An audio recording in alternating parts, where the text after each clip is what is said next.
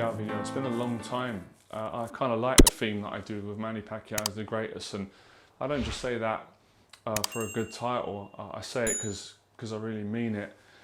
So a few things I want to touch on.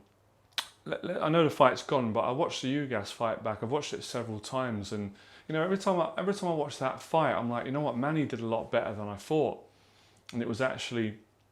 You know, I may be biased, but I'm being honest, the fight was a lot closer. It could have gone to Manny's way. I mean, obviously Ugas, see, there were moments in the fight where Ugas was outboxing Manny. He was boxing really well. You know, he was hitting him with jabs, singles, double jabs, catching him with the right hand, and it was really tidy stuff.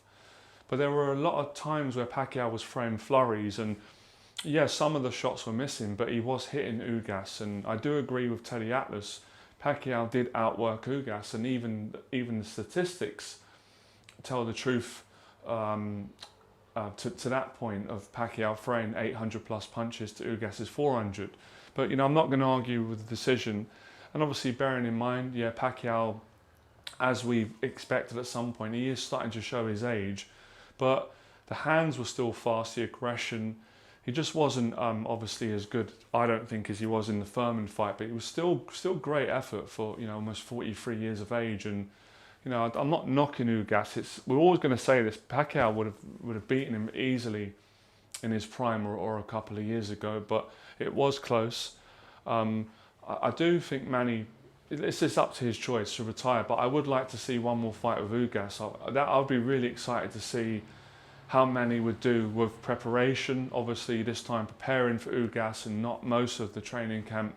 You know, you're preparing for a southpaw Errol Spence and last minute he drops out. So we're not making excuses here, but we're just pointing out facts that it was challenging for Pacquiao, all the changes. And I don't know what all this at the moment I'm hearing, you know, with Justin Fortune. I don't know if he's split up or he's had an argument with Freddie Roach, and it's always disappointing when you hear these things. You just think, why does this always happen in boxing, or you know, with people, where when it goes wrong, someone blames someone, and you know, maybe there is someone to blame, but at the end of the day, you know, it's a team effort, so everybody should take responsibility. At the end of the day, it's up to Manny to get in there and win. But you know, again, I'm not making excuses. Pacquiao did say that he did have cramps, and I don't think he's the sort of man that would lie. It doesn't really go with his track record of how he's been such a great champion, and he wasn't using his legs. I was thinking, you know, this is probably the most static and flat-footed I've ever seen Manny Pacquiao in a fight. Usually Pacquiao, he's in and out, you know, he's up and down on his toes, he's using those legs, and you know, it just looked like, see, Atlas has made another good point. Atlas said, I don't believe Manny, you know, Father Time really beat Manny. He said Manny still looked good, and so maybe there is something wrong with his legs, and maybe he did overtrain. I don't know, we're just presuming here, because he looked like he was training his arse off for this fight. He always trained so hard, but I just felt like, from what we've seen on social media, just being intuitive, I could be wrong, it looked like Manny was doing a bit too much running, too much aerobics work. But I don't know, you know, if he won the fight, we might be saying something different, but yeah, I think we're going to find out, is it the end of the month, if Pacquiao is going to retire or have one more, because he's doing his stuff as a senator in politics, and you know, there's been word that he might run, you know, he might do the election and see if he can get presidency in the Philippines. That'll be interesting. But I want to allude to something right on the end of a positive note.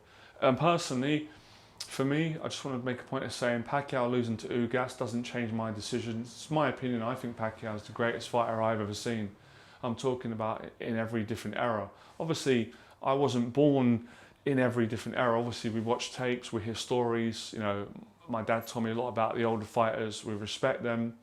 They're brilliant fighters. But in terms of entertainment, what he achieved, how he did it, win, lose or draw, I've got to put him number one for me out of all the fighters, and I like a lot of different fighters, and I think he's the greatest because of what he achieved, how he did it.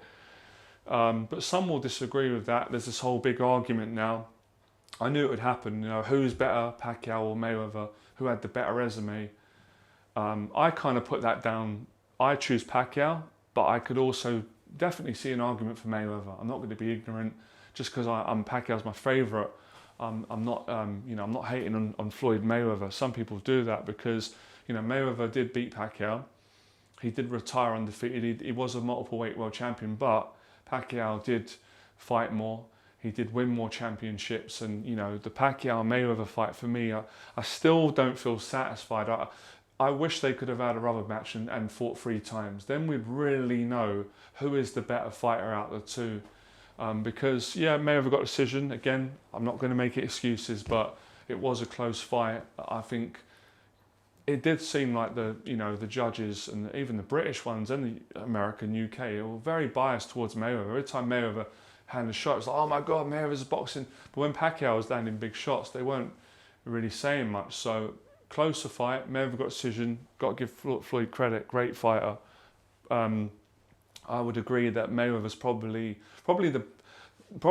in terms of pure boxing science, probably the best boxer I've ever seen in my life. Floyd Mayweather, best defense I've ever seen. But when you're talking about an all-round fighter, what I personally like, I prefer Pacquiao's style. Even though you can watch Mayweather and you're blown away by the way he does it, the art, just how easy. I've never seen a fighter just look so confident and relaxed in a kind of a terrifying situation, fighting the highest level, and so calm, and he's so intelligent, and the way and the speed, he's got it all.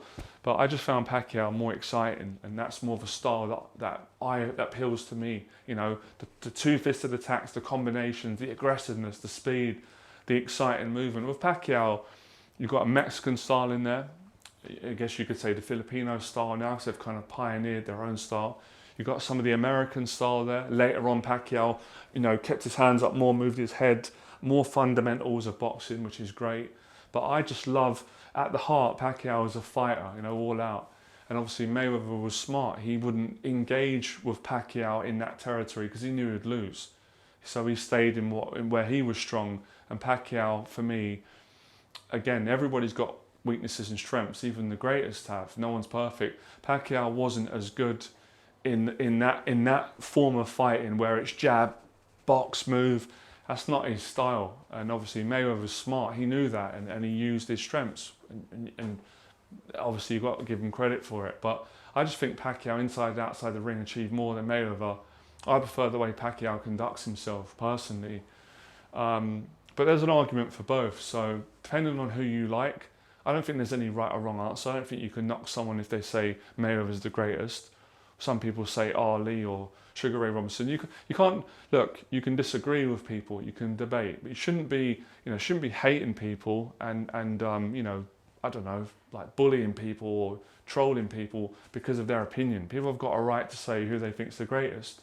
There's not a law that you have to say this person's the greatest because everyone says it. No, I've got my own opinion. I speak my mind. If I think this person's the greatest, regardless of what anybody else thinks, then that's who I'm going to say. And I think Pacquiao is. So there's that. Oh yeah, I don't usually aspire to most of the posts on Instagram because for me most of it is just fake, if I'm being honest. Maybe that's a strong word, but it's just not encouraging. It's all about, look at me, look how much money I got, look how beautiful I am, look at the holiday resort I'm in, look at the fact. I'm not into that stuff. I'm not into all this. I just lose respect for people when they do all that. I just think that's really insecure. But anyway, I saw a post of Pacquiao and it was, where is it actually? You know what, let me read this because this is inspiring to anybody who wants to overcome their fear. And even if you're not into boxing, this was, I really connected with this. Where is it? Hold on. And it goes with my message of fear, but I'll read this.